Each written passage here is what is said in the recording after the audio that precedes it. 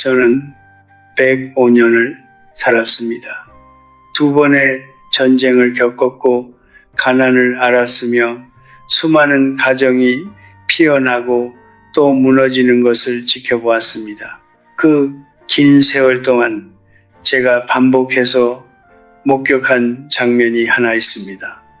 딸을 위해 모든 것을 바친 어머니가 결국 그 딸로부터 가장 깊은 원망을 듣게 되는 장면입니다. 처음 그 장면을 보았을 때 저는 이해할 수 없었습니다. 어떻게 그토록 헌신적인 사람이 미움을 받을 수 있는가? 하지만 105년이 지난 지금 저는 압니다. 그것은 우연이 아닙니다. 그것은 패턴입니다. 오늘 저는 여러분께 불편한 이야기를 하려 합니다. 아마 듣기 싫은 이야기일 수도 있습니다. 하지만 저는 살아남은 사람으로서 진실을 말해야 할 의무가 있습니다. 위로가 아니라 진실을, 아름다운 말이 아니라 오래된 지혜를 많은 장모님들이 사위에게 잘 해줍니다. 밥을 차려주고 명절마다 챙겨주고 딸이 힘들까봐 조용히 돈을 보태주기도 합니다. 그 마음은 진심입니다. 저는 그것을 의심하지 않습니다. 하지만 진심이 언제나 좋은 결과를 만드는 것은 아닙니다. 때로는 진심이 가장 깊은 상처를 만들어냅니다. 왜냐하면 우리는 상대방이 원하는 방식이 아니라 내가 옳다고 믿는 방식으로 사랑하기 때문입니다. 여기서 한 가지 물어보겠습니다. 지금 이 순간 여러분의 딸 부부 사이는 어떻습니까? 겉으로는 괜찮아 보이지만 딸이 가끔 전화를 끊을 때 목소리가 무겁지는 않습니까? 사위가 명절에 와서 웃고 있지만 그 눈이 어딘가 멀리 있지는 않습니까? 저는 그 거리감이 어디서 시작되는지 알고 있습니다. 그리고 놀랍게도 그것은 대부분 악의에서 시작되지 않습니다. 선의에서 시작됩니다. 저는 젊었을 때 사랑이란 상대를 위해 최대한 많은 것을 해주는 것이라고 믿었습니다. 하지만 90세가 넘어서야 비로소 깨달았습니다. 사랑이란 상대가 숨쉴 수 있는 공간을 만들어주는 것이라고, 가득 채우는 것이 아니라 비워두는 것이라고, 그 비움이 얼마나 어려운지를 저는 제 자신의 실패로부터 배웠습니다. 오늘 저는 여러분께 5가지 행동에 대해 이야기할 것입니다.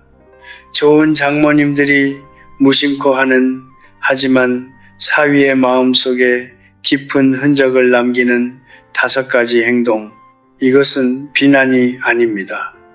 이것은 105년을 살아온 한 노인이 더 이상 상처받는 가정이 없기를 바라며 전하는 이야기입니다. 끝까지 들어주시기 바랍니다. 제가 50대였을 때 가까운 친구가 있었습니다. 그의 아내는 딸을 하나 두었는데 그 딸이 결혼을 하고 나서부터 그 어머니는 사위를 친아들처럼 대했습니다. 밥상을 차리고 옷을 사다 주고 사위가 사업이 어려울 때는 말없이 돈을 건네기도 했습니다. 주변 사람들은 모두 그 어머니를 칭찬했습니다. 정말 훌륭한 장모라고, 사위 복이 넘친다고. 하지만 10년이 지난 어느 날 딸 부부 사이에 작은 갈등이 생겼을 때 그 어머니는 사위에게 이렇게 말했습니다. 내가 그동안 당신을 위해 얼마나 많은 것을 해줬는데 그 한마디로 10년이 무너졌습니다. 저는 그 이후로 그 사위가 어떻게 변했는지 알고 있습니다. 그는 더 이상 장모 앞에서 편안하게 웃지 않았습니다. 밥을 먹을 때도 명절에 앉아 있을 때도 그의 눈에는 항상 어딘가 조심스러운 빛이 있었습니다. 그것은 두려움이었습니다. 언제 또 그 청구서가 날아올지 모른다는 두려움. 그리고 그 두려움은 서서히 딸에게도 전해졌습니다. 딸은 남편이 어머니를 불편해한다는 것을 느꼈고 어머니와 남편 사이에서 늘 분열된 채로 살아야 했습니다. 결국 그 딸이 어머니에게 가장 큰 거리감을 느끼게 되었습니다. 잘해준 것 때문에 여러분 생각해 보십시오. 우리가 누군가에게 무언가를 해줄 때 그 행위에는 두 가지 길이 있습니다. 하나는 주고 있는 것, 다른 하나는 주고 기억하는 것입니다. 주고 있는 것은 사랑입니다. 주고 기억하는 것은 아무리 선한 의도였다 해도 시간이 지나면 빚이 됩니다. 그리고 인간의 본성은 아무도 빚진 사람 앞에서 자유롭지 못합니다. 빚이 있는 사람은 고마워하는 척하지만 속으로는 그 관계에서 벗어나고 싶어 합니다. 이것은 배은망덕이 아닙니다. 이것은 인간의 본능입니다. 저는 그것을 105년 동안 수도 없이 확인했습니다. 내가 이렇게까지 해줬는데 라는 말은 사실 어머니의 입장에서는 억울함의 표현입니다. 나는 이렇게 노력했는데 왜 알아주지 않느냐는 외침입니다.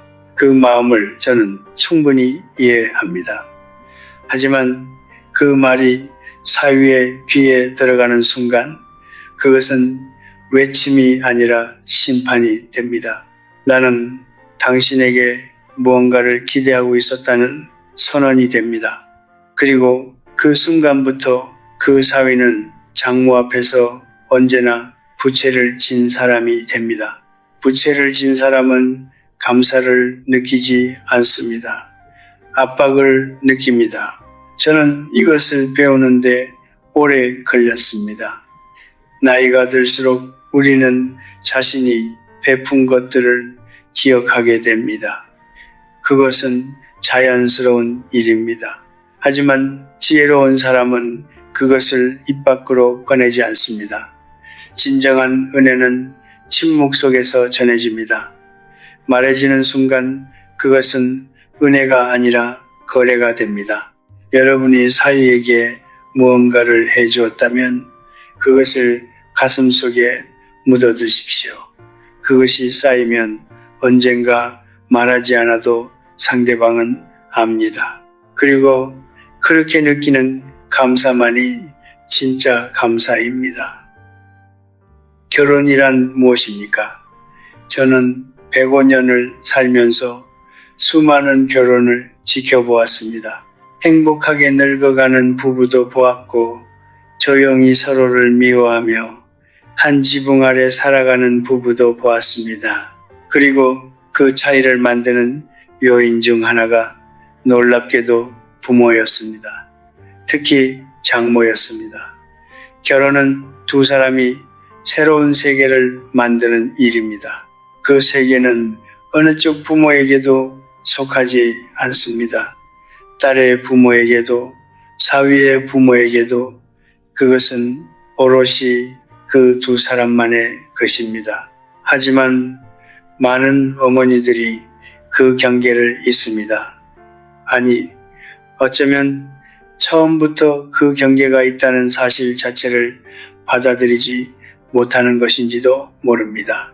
딸 부부 사이에 갈등이 생겼을 때 어머니의 본능은 딸 편을 드는 것입니다. 그것은 이해할 수 있습니다. 딸은 자신이 낳고 키운 존재이고 사위는 어느 날 갑자기 나타난 낯선 사람입니다. 하지만 그 본능을 그대로 따르는 순간 어머니는 딸의 결혼 안으로 제3의 목소리를 끌어들이게 됩니다. 그리고 그 목소리가 반복될수록 사위는 서서히 깨닫습니다.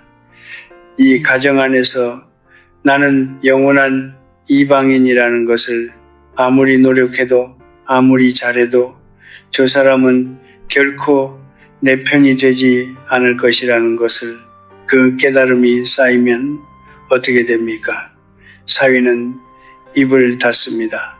장모 앞에서 웃지만 속마음을 나누지 않습니다. 명절에 오지만 오래 머물지 않습니다. 그리고 결정적인 순간에 딸에게 이렇게 말합니다. 당신 어머니만 아니면 그 말을 들은 딸은 어떻게 했습니까? 남편과 어머니 사이에서 평생 지켜 살아야 하는 딸은 결국 그 고통의 출발점을 향해 원망을 돌립니다. 그리고 그 출발점은 어머니입니다. 가장 잘해준 사람이 가장 큰 짐이 되는 순간입니다. 이제 세 번째 행동에 대해 이야기하겠습니다. 간섭입니다. 많은 어머니들이 사위의 직업에 대해 걱정합니다. 수입이 충분한지, 미래가 안정적인지, 아이들을 잘 키우고 있는지, 그 걱정이 말로 나올 때 그것은 조언이 아닙니다. 그것은 의심입니다. 당신이 충분하지 않을 수도 있다는 의심. 당신이 내 딸을 제대로 책임지지 못할 수도 있다는 의심.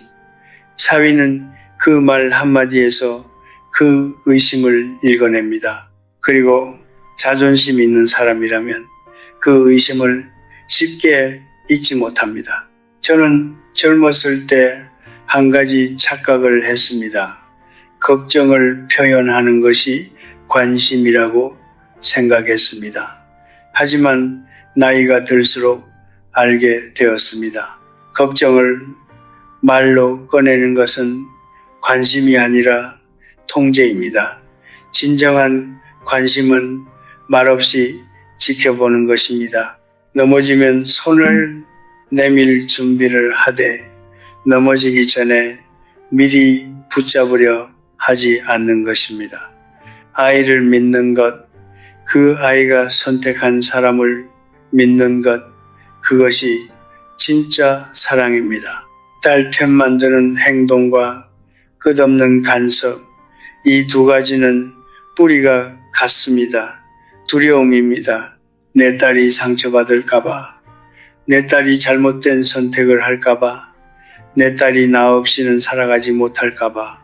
하지만 그 두려움을 행동으로 옮기는 순간 어머니는 딸을 보호하는 것이 아니라 딸의 결혼을 흔드는 것입니다. 그리고 그 진동은 언제나 가장 약한 고리를 먼저 끊습니다. 그 고리가 어머니와 딸 사이라는 것을 많은 어머니들이 너무 늦게 알게 됩니다. 제가 70이 넘었을 무렵의 일입니다. 저는 그때 아직 몸이 건강했고 마음도 활발했습니다. 자식들이 결혼해서 각자의 가정을 꾸렸지만 저는 여전히 그들과 가깝게 지내고 싶었습니다. 그래서 자주 찾아갔습니다. 때로는 미리 연락도 하지 않고 불쑥 찾아가기도 했습니다. 제 마음속에는 아주 단순한 생각이 있었습니다. 우리는 가족이니까 가족에게 방문을 알릴 필요가 있겠느냐고. 그 생각이 얼마나 오만한 것이었는지를 저는 훨씬 나중에야 깨달았습니다. 어느 날 저는 며느리가 저에게 아주 조용하고 정중하게 한마디를 하는 것을 들었습니다. 아버님, 다음에 오실 때는 미리 말씀해 주시면 더 잘 준비할 수 있을 것 같아요. 그 말은 짧았습니다. 하지만 저는 그 말의 무게를 느꼈습니다. 그것은 불만이었습니다. 오래 참아온 불만이었습니다. 그 순간 저는 깨달았습니다.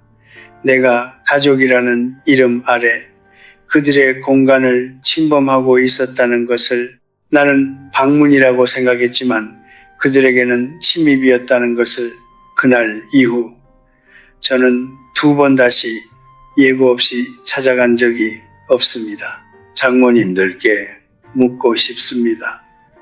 여러분은 사위의 집을 찾아갈 때 어떻게 하십니까? 미리 연락을 하십니까? 아니면 그냥 가십니까? 딸이 힘들 것 같아서, 손자가 보고 싶어서, 밥이라도 해주고 싶어서 불쑥 나타나는 그 마음은 분명히 따뜻합니다. 하지만 그 따뜻함이 상대방의 일상 속으로 허락 없이 들어오는 순간 그것은 온기가 아니라 압박이 됩니다. 아무리 좋은 사람도 자신의 공간이 예고 없이 열릴 때 느끼는 긴장감은 피할 수 없습니다. 그리고 그 긴장감이 반복되면 사람은 서서히 그 관계 자체를 피하게 됩니다. 연락도 마찬가지입니다. 하루에 몇 번씩 딸에게 전화를 걸고 딸이 받지 않으면 사위에게 문자를 보내고 일거수일투족을 확인하고 싶어하는 어머니의 마음을 저는 이해합니다. 그 안에는 외로움이 있습니다. 나이가 들수록 자식이 유일한 연결고리가 되는 그 외로움을 저도 알고 있습니다. 하지만 사위의 입장에서 생각해 보십시오. 그는 하루 종일 일을 하고 집에 돌아왔을 때 아내가 어머니와 전화를 하고 있는 것을 봅니다. 저녁 식사를 하는 도중에 장모에게서 전화가 옵니다. 잠자리에 들기 전에 또 메시지가 옵니다. 처음에는 참습니다. 2번째도 참습니다. 하지만 인간의 인내심에는 한계가 있습니다. 그리고 그 한계가 넘어서는 순간 사위의 마음속에는 조용한 결론이 내려집니다. 이 결혼 안에 나만의 공간은 없다고 저는 해지호그, 즉 고슴도치 이야기를 좋아합니다. 고슴도치들은 추운 겨울에 서로의 온기가 필요합니다. 하지만 너무 가까이 다가가면 서로의 가시에 찔립니다. 그래서 그들은 서로를 찌르지 않을 만큼의 거리를 유지하면서 그 안에서 온기를 나눕니다. 인간관계도 똑같습니다. 사랑하기 때문에 가까이 있고 싶은 마음은 자연스럽습니다. 하지만 그 거리를 조절하지 못하면 가장 사랑하는 사람에게 가장 깊은 상처를 주게 됩니다. 경계란 냉정함이 아닙니다. 경계는 서로를 오래 상처 없이 사랑하기 위한 지혜입니다. 자주 보고 싶은 마음을 참는 것은 쉬운 일이 아닙니다. 저도 압니다. 하지만 그 참음이 쌓이면 사위는 서서히 장모를 편안한 사람으로 느끼게 됩니다. 찾아오면 반갑고 전화가 오면 기꺼이 받고 싶은 사람으로, 그리고 그런 사위 곁에서 딸은 더 행복해집니다. 딸이 행복해질 때 어머니도 비로소 행복해집니다.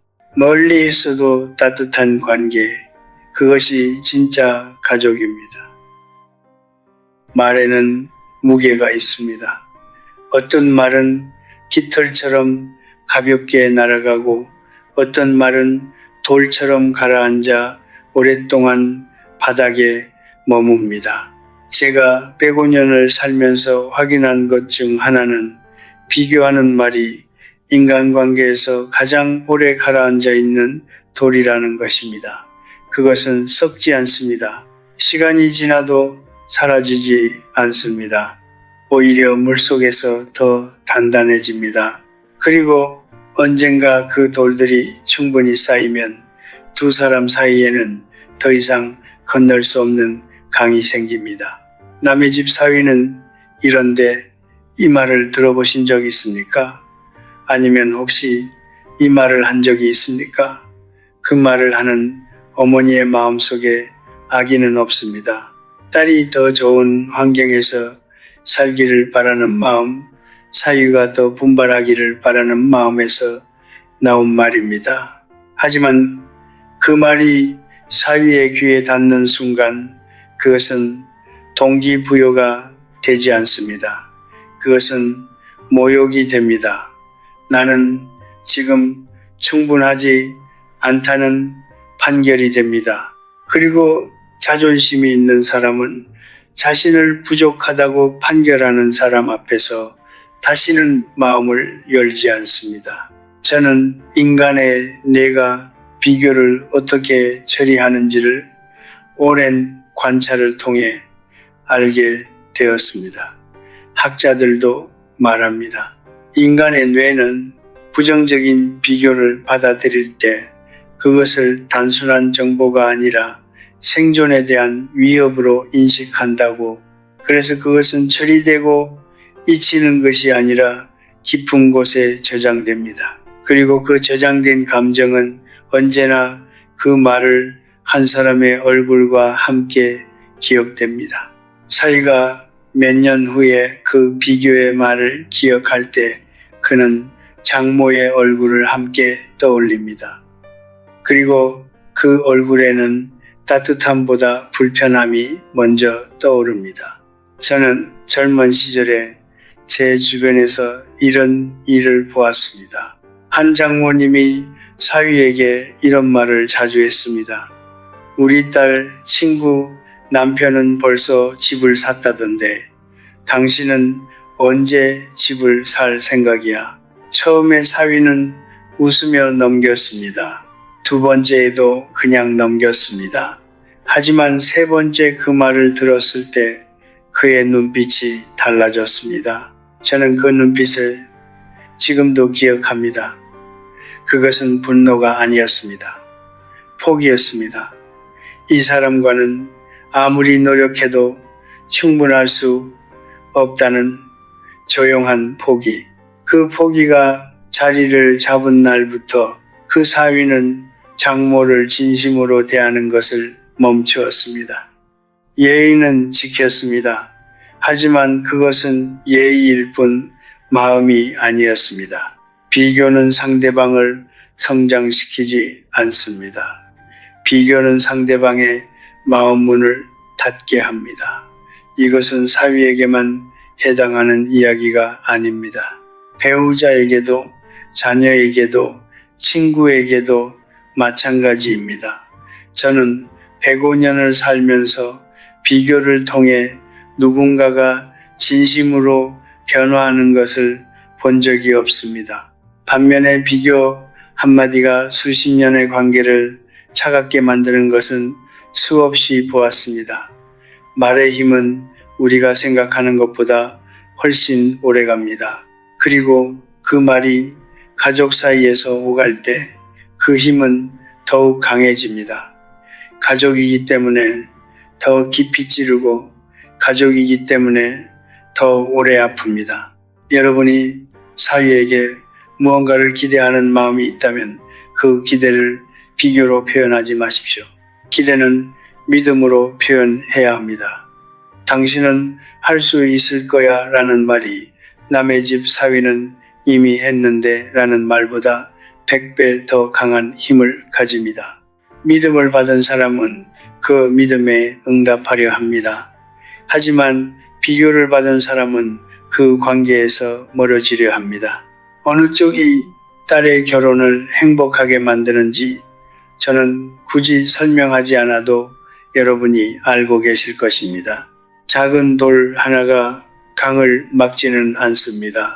하지만 돌이 충분히 쌓이면 강물은 방향을 바꿉니다. 비교하는 말 한마디도 처음에는 작습니다.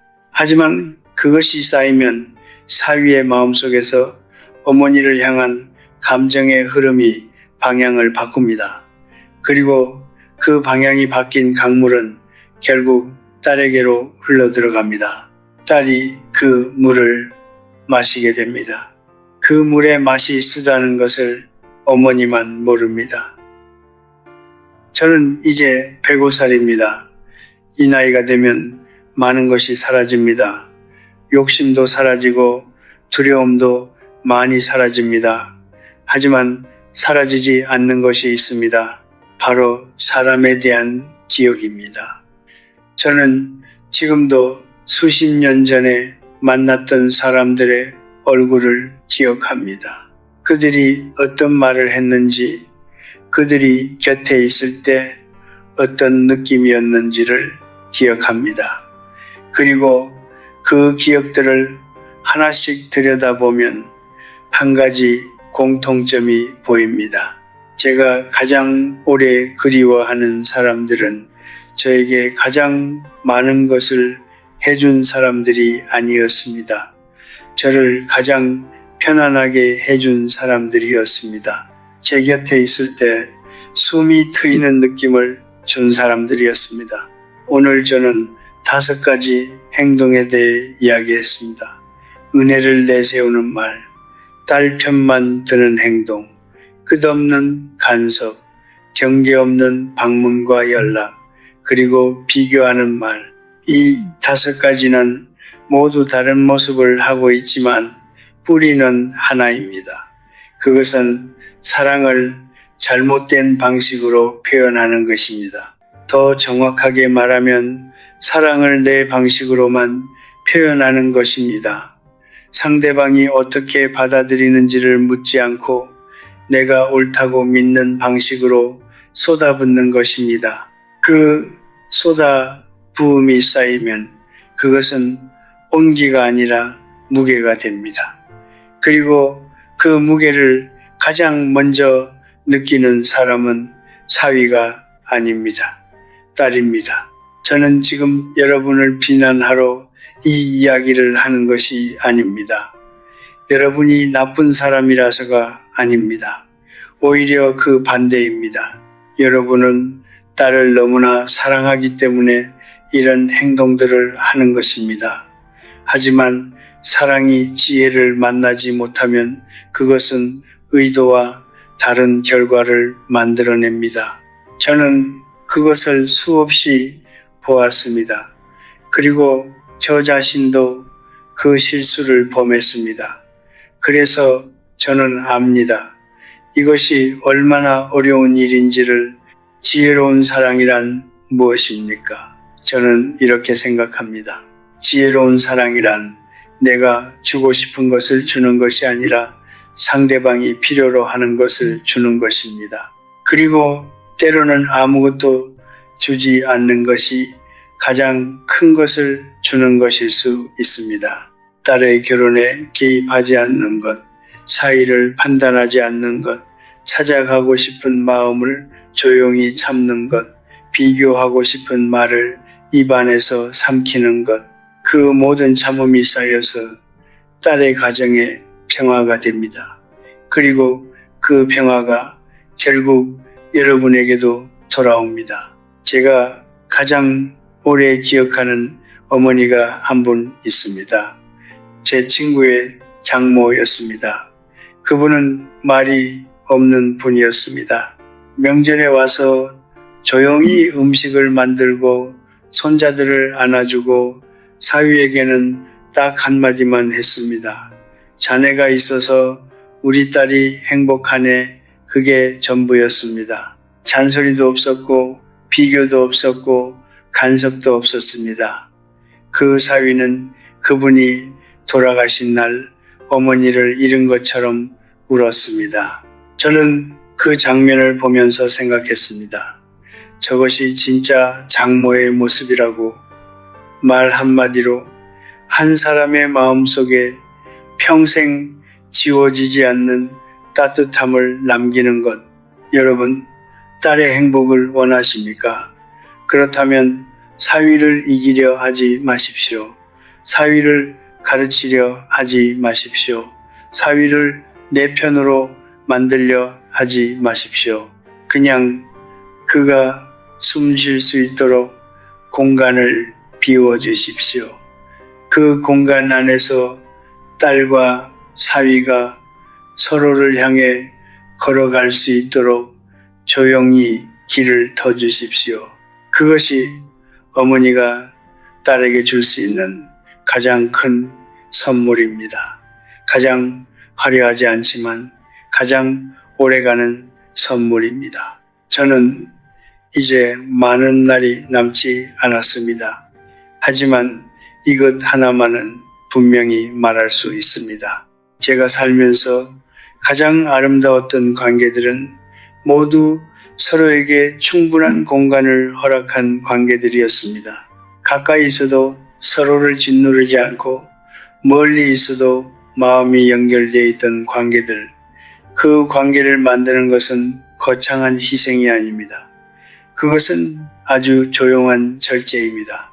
말하지 않는 용기, 찾아가지 않는 용기, 비교하지 않는 용기, 그 용기들이 모여서 딸의 가정에 봄이 옵니다. 대문 앞에 조용히 등불을 하나 켜두는 어머니가 되십시오. 안으로 들어오려 하지 말고 그 빛이 딸의 집까지 닿을 수 있도록 그 자리에서 빛나는 어머니가 되십시오. 그것으로 충분합니다. 그것이 사랑입니다. 그것이 지혜입니다. 그리고 그것이 여러분이 딸에게 줄 수 있는 가장 오래된 축복입니다. 삶은 시끄러운 축제가 아닙니다. 삶은 조용한 이어짐입니다. 그 이어짐 속에서 여러분 모두 평안하시기를 바랍니다.